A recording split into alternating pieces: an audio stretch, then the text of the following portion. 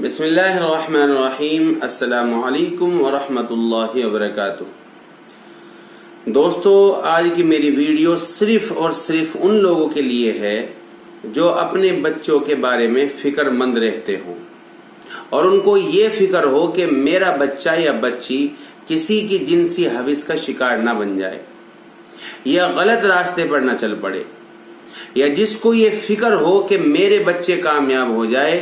خاص طور سے صرف وہ ماں باپ ہی میری بات کو غور سے سنیں۔ میرے عزیزو، یہ تو آپ سب کو پتہ ہی ہوگا کہ موبائل فون پہ سوشل میڈیا اور لبرل طبقہ ہمارے بچوں کی جس قسم کی تربیت کرنا چاہتا ہے یا کر رہا ہے وہ ہر باحیا مسلمان کے لیے ناقابل قبول ہے۔ اگر بچوں کو اس چیز کی مناسب تعلیم ماں باپ ہی سے نہ ملے تو وہ باہر سے کسی اور سے لیں گے، جو کہ گمراہی اور فتنے کا باعث بنے گا۔ سوشل میڈیا سے لیں گے۔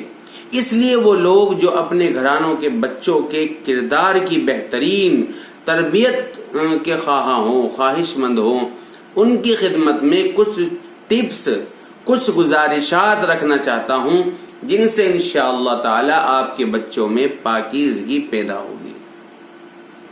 سب سے پہلے تو بچوں کو زیادہ وقت تنہا مت رہنے دیں۔ آج کل بچوں کو ہم الگ کمرہ، کمپیوٹر اور موبائل جیسی سہولیات دے کر ان سے غافل ہو جاتے ہیں۔ یہ قطعاً غلط ہے۔ بچوں پر غیر محسوس طور پر نظر رکھیں اور خاص طور پر انہیں اپنے کمرے کا دروازہ بند کر کے بیٹھنے مت دیں، کیونکہ تنہائی شیطانی خیالات کو جنم دیتی ہے، جس سے بچوں میں منفی خیالات جنم لیتے ہیں اور وہ غلط سرگرمیوں کا شکار ہونے لگتے ہیں۔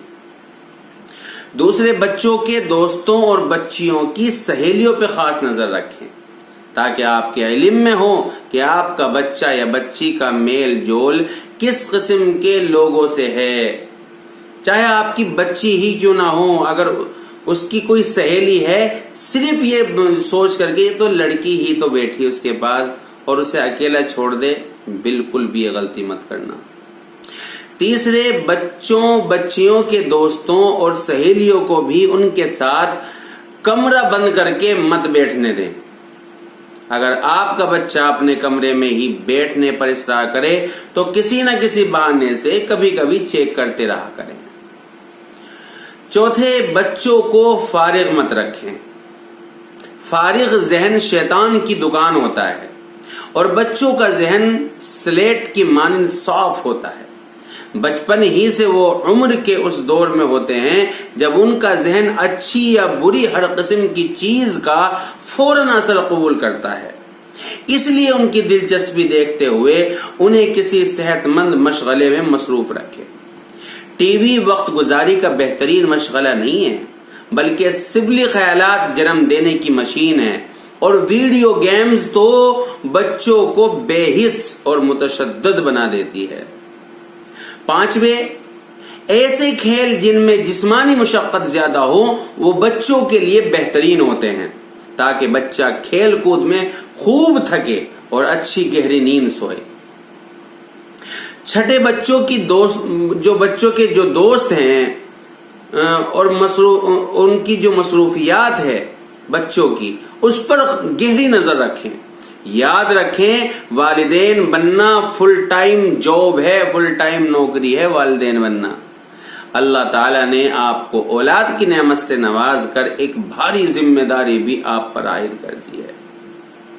ساتویں، بچوں کو رزق کی کمی کے خوف سے پیدائش سے پہلے ہی ختم کر دینا ہی قتل کے زمرے میں نہیں آتا۔ جیسا ہم سنتے رہتے ہیں کہ پیٹ میں ہی اولاد کو قتل کر دیا، صرف اسی کو قتل کہنا نہیں کہتے، بلکہ اولاد کی ناقص تربیت کر کے، ادھوری تربیت کر کے یا نہ کر کے ان کو جہنم کا ایندھن بننے کے لیے بے لگام چھوڑ دینا بھی ان کے قتل کے برابر ہے۔ آٹھویں، اپنے بچوں کو نماز کی تاکید کریں اور ہر وقت پاکیزہ اور صاف ستھرا رہنے کی عادت ڈالیں، کیونکہ جسم اور لباس کی پاکیزگی ذہن اور روح پر بھی مثبت اثرات مرتب کرتی ہے۔ 9، بچیوں کو سیدھا اور لڑکوں کو الٹا لیٹنے سے منع کریں۔ بچیوں کو سیدھا اور لڑکوں کو الٹا لیٹنے سے بالکل منع کریں۔ حضرت عمر رضی اللہ تعالی عنہ اپنے گھر کی بچیوں اور بچوں پر اس بات میں سختی کرتے تھے، اس طرح لیٹنے سے سفلی خیالات زیادہ آتے ہیں۔ بچوں کو دائیں کروٹ سے لیٹنے کا عادی بنائیں۔ 10، بلوغت کے نزدیک بچے جب واش روم میں معمول سے زیادہ دیر لگائیں، باتھ روم میں نہاتے وقت یا کسی بھی معاملے میں، تو کھٹک جائیں اور انہیں نرمی سے سمجھائیں۔ اگر ان سے اس معاملے میں بار بار شکایت ہو تو تنبیہ کریں۔ لڑکوں کو ان کے والد تنبیہ کریں گے، جبکہ لڑکیوں کو ان کی والدہ سمجھائیں گی۔ سمجھ میں آ رہی بات؟ 11، بچوں کو بچپن ہی سے اپنے مخصوص اعضاء کو مت چھیڑنے دیں۔ یہ عادت آگے چل کر بلوغت کے نزدیک یا بعد میں بچوں میں اخلاقی گراوٹ اور زنا کا باعث بن سکتی ہے۔ 12، بچوں کو اجنبیوں سے گھلنے ملنے سے منع کریں۔ کوئی بھی اجنبی آ گیا، اسی سے بچہ گھلنے ملنے لگا، اس سے منع کریں۔ اور اگر وہ کسی رشتہ دار سے بدکتا ہے دیکھ کر کے، یا ضرورت سے زیادہ قریب ہے، میں غور سے سننا میں کیا کہہ رہا ہوں، کسی رشتہ دار سے دیکھ کر کے بدکتا ہے یا ضرورت سے زیادہ قریب لگتا ہے، تو غیر محسوس طور پر پیار سے وجہ معلوم کریں۔ بچوں کو عادی کریں کہ کسی کے پاس تنہائی میں نہ جائیں، چاہے رشتہ دار کتنا ہی قریب ہو یا اجنبی، اور نہ ہی کسی کو اپنے اعضائے مخصوصہ کو چھونے مت دیں۔ 13، بچوں کا 5 یا 6 سال کی عمر سے بستر اور ممکن ہو تو کمرہ بھی الگ کر دے، تاکہ ان کی معصومیت دیر تک قائم رہ سکے۔ 14، بچوں کے کمرے اور چیزوں کو غیر محسوس طور پر چیک کرتے رہا کریں۔ آپ کے علم میں ہونا چاہیے کہ آپ کے بچوں کی الماری کس قسم کی چیزوں سے بھری پڑی ہے۔ مسئلہ یہ ہے کہ آج کے دور میں پرائیویسی نام کا عفریت میڈیا کی مدد سے ہم پر مسلط کر دیا گیا ہے۔ اس سے خود کو اور اپنے بچوں کو بچائیں، کیونکہ نوعمر بچوں کی نگرانی بھی والدین کی ذمہ داری ہے۔ یاد رکھیں، آپ بچوں کے ماں باپ ہیں، بچے آپ کے ماں باپ نہیں ہیں۔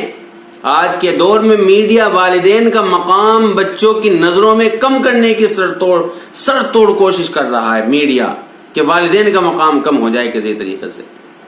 ہمیں اپنے بچوں کو اپنے مشفقانہ عمل سے اپنی خیر خواہی کا احساس دلانا چاہیے، اور نو بلوغت کے عرصے میں ان میں رونما ہونے والی جسمانی تبدیلیوں کے متعلق رہنمائی بھی کرتے رہنا چاہیے، تاکہ وہ گھر کے باہر سے حاصل ہونے والی غلط قسم کی معلومات پہ عمل کر کے اپنی زندگی کو خراب نہ کر لیں۔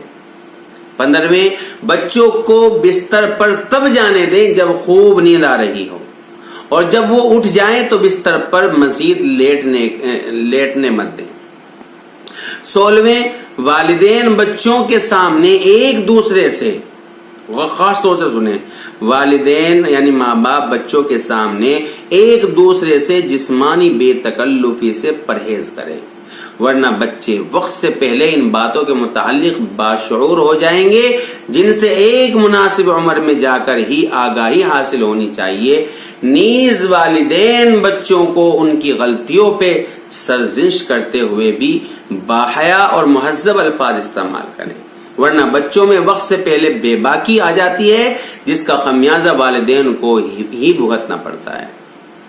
اور آخری ٹپس وہ یہ ہے کہ 13-14 سال کے ہوں تو لڑکوں کو ان کے والد اور بچیوں کو ان کی والدہ سورہ یوسف اور سورہ نور کی تفسیر سمجھائیں، یا کسی عالمہ سے پڑھوائیں کہ کسی طرح حضرت یوسف یعنی یہ بتواویں۔ اگر آپ نہیں بتا سکتے تو کسی عالمہ سے بچی کو بتائیں، اور کسی عالم سے بچے کو سمجھواویں کہ بتائیں ان کو کہ حضرت یوسف علیہ السلام نے کس طرح باوجود بے حد خوبصورت اور نوجوان ہوتے ہوئے ایک بے مثال حسن کی مالک عورت کی ترغیب پر بھٹکے نہیں۔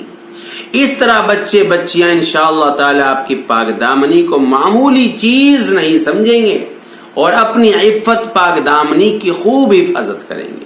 آخر میں گزارش یہ ہے کہ ان کے ذہنوں میں بٹھا دیں کہ اس دنیا میں حرام سے پرہیز کا روزہ رکھ لیں تو انشاءاللہ تعالی آخرت میں اللہ سبحانہ و تعالی عرش کے سائے تلے حلال سے افطاری کریں گے۔ آخری دعا ہے کہ اللہ تعالی امت مسلمہ کے تمام بچوں بچیوں کی عصمت کی حفاظت فرمائے اور ان کو شیطان اور اس کے چیلوں سے اپنی حفظ و امان میں رکھے۔ اور چلتے چلتے میں آپ کو یہ بھی کہہ دینا چاہتا ہوں کہ آپ اگر گھریلو ویڈیو اور دیکھنا چاہتے ہیں تو آپ میرے چینل کو یہ جو سامنے لال سا بٹن ہے اسے دبا کر کے سبسکرائب کر دیں اور بیل آئیکن دبانا بالکل نہ بھولیں تاکہ سب سے پہلی ویڈیو آپ تک پہنچے۔ اللہ ہم سب کو عمل کی توفیق عطا فرمائے۔ السلام علیکم ورحمۃ اللہ۔